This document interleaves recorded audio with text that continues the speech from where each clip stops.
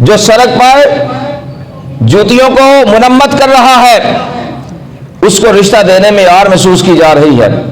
جوتیاں مرمت کرنے والے کو رشتہ نہیں دیا جاتا, بڑی مشکل. جو سبزی بیچتا ہے اس کو رشتہ دینے میں جو ہے وہ اور محسوس کی جاتی ہے.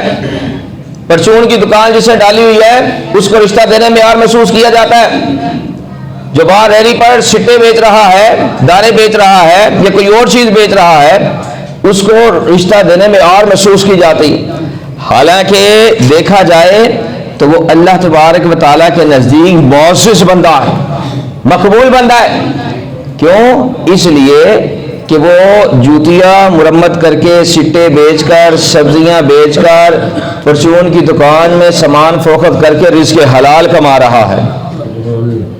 اور جو رزق حلال کماتا ہے وہ اللہ تعالیٰ کے نزدیک پسندیدہ بندہ ہو جاتا ہے.